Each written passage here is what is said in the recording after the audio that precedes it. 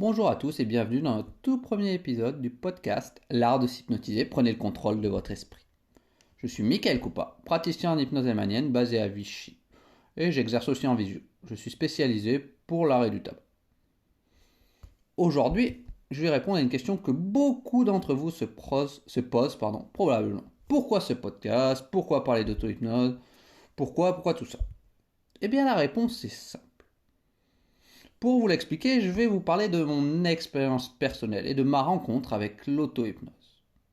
J'ai découvert l'auto-hypnose en décembre 2017, il y a maintenant un peu plus de 6 ans. J'ai l'impression que c'était hier, mais ça fait déjà 6 ans. À l'époque, je travaillais en tant qu'inspecteur en rejet atmosphérique sur Orléans. Un nom un peu pompeux pour dire tout simplement que j'allais mesurer les pollutions des industriels. Et je me suis inscrit à un atelier d'auto-hypnose intensive sur un week-end à Orléans, qui était dispensé par Jérémy Doyen, hypnothérapeute sur Orléans. Je suis allé à ce week-end en total débutant. Je ne savais même pas ce que c'était l'hypnose, je n'avais fait aucune recherche sur le sujet à vrai dire. Mais me demandez pas pourquoi. Il fallait que j'aille à cet atelier. Peut-être la fameuse intuition. Peut-être. Quelque chose qui me disait qu'il fallait absolument que j'y aille, qu'il fallait que j'y sois. Je n'ai pas vraiment d'explication. Pourquoi je m'étais inscrit à cet atelier? Je ne sais pas vraiment, c'est pareil, c'est quelque chose qui m'avait parlé. J'avais lu le descriptif de l'atelier et j'avais même pas vu au final que ça parlait d'hypnose. J'ai découvert le jour même ou la veille. Ah, du coup, c'est un atelier d'hypnose. Ok, bon, bah, on y va. Ce week-end fut vraiment très très compliqué pour moi, émotionnellement parlant. Je connaissais la fatigue physique qu'on peut ressentir après un effort physique ou quelque chose. Mais là, j'ai découvert la fatigue mentale.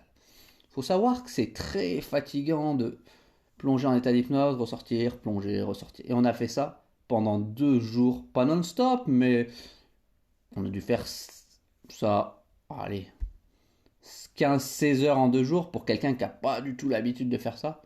C'est quelque chose qui fatigue. À la fin du week-end, j'étais rincé. Et je ne voulais même pas entendre parler l'auto-hypnose. Je savais que j'allais y revenir, mais là, j'avais pas envie d'en entendre parler. J'ai dit, je fais un petit break, ça m'a appris des choses, ça m'a bousculé émotionnellement. En 2 jours, j'en avais appris plus que pendant les 24 ans précédents. Donc j'avais besoin de faire une pause. Je savais que j'y reviendrais à un moment donné, j'avais besoin de faire une pause. Après, j'ai repris ma vie de tous les jours et les 2 semaines suivantes, est-ce que c'était lié à cette découverte ou pas? J'ai passé les 2 semaines au boulot, mais les pires de ma vie, clairement. C'était un boulot qui me plaisait, mais il y avait quand même pas mal d'aspects qui me déplaisaient. Le fait de jamais être dans un lieu fixe, de toujours se déplacer à droite, à gauche. C'est quelque chose qui, moi, m'engendrait beaucoup de stress. Et à la fin de ce week-end, les 2 semaines qui sont passées, c'était les pires de ma vie. Euh, un collègue qui me disait ah, surtout ne casse pas ça, bim, cassé. Ah, ça, tu l'oublies surtout pas. Oublié. Mes notes avec mon carnet, bah, je les ai tombées le soir en partant de l'industrie par terre. Bon, par bonheur, je les retrouve le lendemain, sauf que bah, bien sûr, il avait plus, donc plus rien n'était lisible sur le carnet. Bref, 2 semaines qui étaient vraiment compliquées, atroces. Et peut-être que c'est un signe qu'on m'a envoyé qu'il fallait que je quitte mon travail ou quelque chose, je n'en sais rien. Force est de constater que moi, je l'ai pris comme ça. Pour revenir sur ce week-end, si je devais retenir une seule chose de week-end, c'est que j'avais tout simplement appris que nous, vous, on peut modifier nos perceptions, nos émotions, nos douleurs, nos sentiments, en modifiant simplement nos pensées. Et oui, c'est juste en modifiant nos pensées, en modifiant ce qu'on pense, on peut changer. Changer nos perceptions, peut-être changer nos représentations de la douleur, de quelque chose comme ça. On peut tout simplement changer. J'avais compris que, au final, c'était nous qui décidons de ressentir ça ou ça. C'était nous qui décidons, excepté bien sûr une grosse fracture ou quelque chose, mais c'était nous qui décidons d'avoir mal ou pas. Qu'on pouvait aussi gérer la perception de la douleur. Qu'on pouvait décider, vis-à-vis d'une situation, d'être en colère, d'être calme, vice-versa. Que ça, c'était des choses qu'on faisaient, mais qu'on pouvait les contrôler. Alors que personne ne m'avait jamais appris ça. Et j'ai compris pas mal de choses. Et je me suis dit, c'est formidable tout ça. Après, à titre personnel, j'ai beaucoup expérimenté l'auto-hypnose après sur moi-même, que ce soit pendant mes séances de running quotidienne, hebdomadaire, je me souviens plus à l'époque, mais je mettais en place des petites... Je préparais mes séances de course avant avec une séance d'auto-hypnose en utilisant des choses, des techniques, des techniques de récupération, des choses comme ça, pour que lorsque j'en ai besoin, pendant ma séance, pendant l'effort, j'ai tout simplement des techniques pour soit être plus performant, soit récupérer plus vite. Je l'ai aussi fait pour préparer mon opération des dents de sagesse, ce qui a surpris pas mal de personnes, et le chirurgien ou quelque chose comme ça, quand je lui ai dit que 2 jours après, ça avait totalement désenflé, j'étais déjà en train de jouer sur un terrain de foot. J'ai aussi travaillé des choses émotionnellement plus compliquées, comme le deuil de mon père ou des choses comme ça. Tout ça pour vous dire que avec l'auto-hypnose, les applications, l'auto-hypnose et l'hypnose, les applications sont quasi infinies. On peut travailler plein de choses. Tout ce qu'on peut travailler en hypnose, on peut le travailler en auto-hypnose. On verra quelle est la différence entre hypnose, auto-hypnose.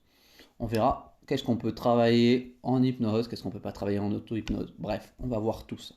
Et là, j'ai réalisé que nous avons tous en nous un potentiel intérieur incroyable qui ne demande qu'à être exploité. C'est juste que personne nous a appris, nous, à exploiter ce potentiel. Et avec l'auto-hypnose, c'est ce que j'ai compris, que tout le monde a ce potentiel, mais personne nous a expliqué comment on l'utilise, comment on l'exploite. C'est comme quand vous allez dans un magasin, vous achetez un appareil, là vous avez la notice. Vous, quand vous êtes arrivé au monde, est-ce qu'on a fourni une notice à vos parents? Comment vous fonctionnez? Vous êtes arrivé à l'école, en CP, on vous dit, vous apprenez ça pour moi. Qui c'est qui vous a expliqué comment on apprend les choses? Comment fonctionne le cerveau? Quelles sont ses manières d'apprendre? Qui c'est qui vous a appris tout ça? Quand vous êtes en colère, on dit globalement la colère c'est pas bien. Mais si on comprend qu'on peut accepter cette émotion, on peut la changer. Le changement passe tout simplement par l'acceptation. À chaque fois qu'on refoule, par exemple, la colère, elle va à chaque fois toquer à la porte. Et tant que vous n'ouvrez pas, elle va toquer plus fort, jusqu'à ce que vous ouvrez. Donc soit vous ouvrez la porte très tôt, et ok c'est cool, soit on vous a pas appris que vous pouvez ouvrir la porte, et ça peut déclencher des douleurs ou d'autres choses qui sont un peu moins cool. Tout ça pour vous dire que ce potentiel incroyable, on l'a tous en nous. Et il ne demande juste à être exploité. Et c'est exactement ce que l'auto-hypnose, l'hypnose permet de faire. Ensuite, j'ai passé mes formations d'hypnose pour comprendre comment pouvait fonctionner l'hypnose sur quelqu'un d'autre. Et c'est aujourd'hui mon activité principale. J'accompagne les personnes qui veulent changer des comportements, des habitudes. Essentiellement, parce que je suis spécialisé dans ça, j'accompagne les fumeurs à arrêter de fumer. Mais tout ce qu'on peut accompagner en auto-hypnose, on peut l'accompagner en hypnose. En hypnose, on va dire que c'est plus simple.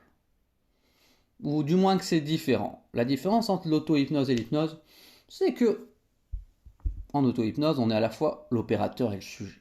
Tandis que quand on va voir un hypnotiseur, on n'est que le sujet. C'est lui qui fait son truc, qui fait ses techniques d'hypnose. On n'a pas besoin de savoir ce qu'on va faire. L'auto-hypnose, c'est peut-être un petit peu plus complexe parce qu'on doit être à la fois le sujet et l'hypnotiseur.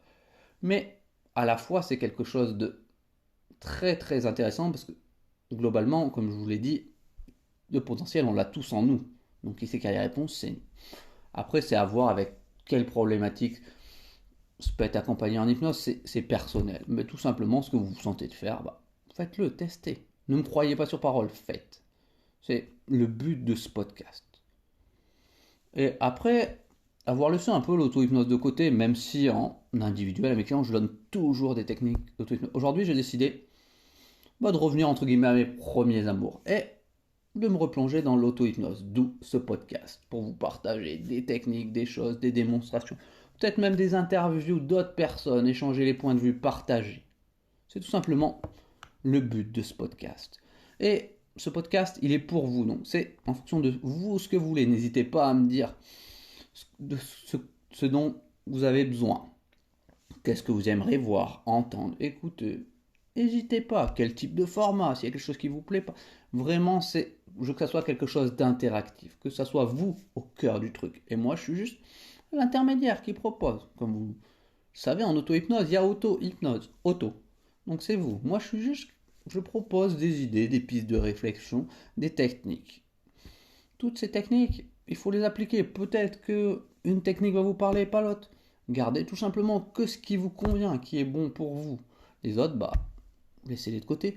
Moi, les techniques qui ne me parlent pas, il y en a d'autres qui me parlent. Et c'est, encore une fois, personnel, mais pratiquer, essayer. C'est la seule manière de savoir, tout simplement. Tant que vous, c'est exactement comme quand on passe le permis de conduire, la seule manière de savoir si vous savez conduire, c'est de prendre le volant. Vous pouvez avoir fait toutes les leçons de code, tout ce que vous voulez. Vous savez pas si vous savez conduire. Le seul moment, c'est quand vous êtes tout seul dans votre voiture, les mains sur le volant, les pieds sur les pédales, dans la circulation, là vous savez si vous savez ou pas conduire. Simplement pour vous dire que vraiment, c'est vous qui êtes au cœur de ça. Et que vous soyez curieux d'apprendre ou déjà un adepte de l'hypnose, peu importe, ce podcast est fait pour vous. Vous y trouverez des choses à apprendre. Chaque épisode sera une sorte de voyage d'auto-découverte ou d'épanouissement personnel, où je partagerai avec vous des conseils pratiques, des techniques éprouvées et des expériences inspirantes. Alors, est-ce que vous êtes prêt à embarquer dans cette aventure passionnante et transformative? Alors, restez avec nous et découvrez l'art de s'hypnotiser. Et dites-moi ce que vous attendez de ce podcast. Ce que vous voulez voir dans les prochains épisodes. Je répondrai à chacun d'entre vous. Peut-être pas forcément tout de suite, mais je prendrai le temps de répondre à chacun d'entre vous. Ce podcast, c'est un peu une sorte de... un endroit intime entre nous où on peut se dire des choses. Je trouve que c'est un format plus intimiste, qui permet de faire passer d'autres choses que le ferait passer des vidéos ou les réseaux sociaux. Quand on écoute un podcast, on n'est pas pollué par autre chose. Il y a juste ça. C'est exactement comme un mail, on lit son mail. Le podcast, pour moi, je dirais plus que c'est un mail audio, tout simplement. On est juste focalisé sur ça, on n'est pas pollué par ou tenté par d'autres choses. Voilà, n'hésitez pas vraiment à me dire ce que vous attendez de ce podcast en commentaire, en m'envoyant un message privé, peu importe. Merci d'avoir écouté ce premier épisode qui je dois l'avouer, un petit peu décousu, mais peu importe. C'était juste pour vous dire ce que vous allez trouver dans ce podcast et vous partager, moi, mon expérience de l'auto-hypnose, de comment j'ai découvert. Si vous avez aimé, n'hésitez pas à laisser une note ou un commentaire sur votre plateforme de podcast préférée. Cela nous aide, cela m'aide vraiment à faire connaître le podcast à d'autres personnes qui pourraient en bénéficier. Je te remercie et je te dis à lundi prochain.